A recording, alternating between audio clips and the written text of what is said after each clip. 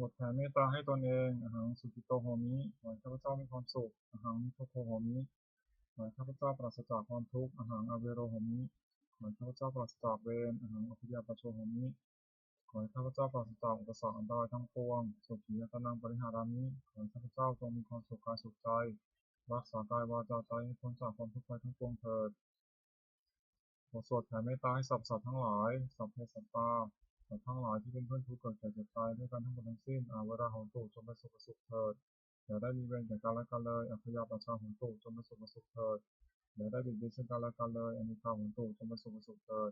อย่าได้มีความทุกข์กายทุกใจเลยสุขียตนังปริหารันตุ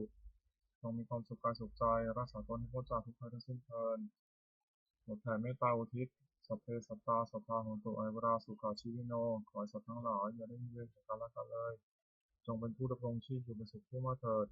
กตังปุญญังพลังไมหังสัพเพทัคคีพวันตุเตขอให้สัตว์ทั้งหลาย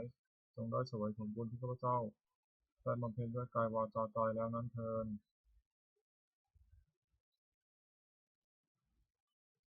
วันนี้ข้าพเจ้าได้นั่งสมาธิภาวนาจนครบถ้วน1 ชั่วโมงแล้วขออานิสงส์อันพึงมีนี้ขอให้เป็นปัจจัยให้ข้าพเจ้าได้เข้าใกล้กระแสพระนิพพานในขณะยังบำเพ็ญอยู่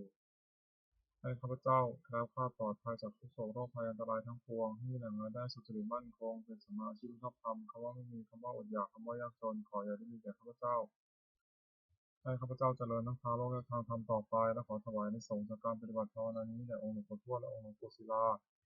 ขอให้องค์หลวงปู่ศิลามีพระแข็งแรงอยู่เป็นที่พึ่งแก่ปวงข้าพเจ้าอีกนานๆอีกทั้งขอเทพเทวดาทั้งหลายผู้ได้อนุโมทนาสาธุการในบุญกุศลนี้โปรดประสิทธิ์ประสาทพรน้อมส่งอนุภาพแห่งมงคลไปสู่วัตถุมงคลหลวงปู่ทวดเศรษฐี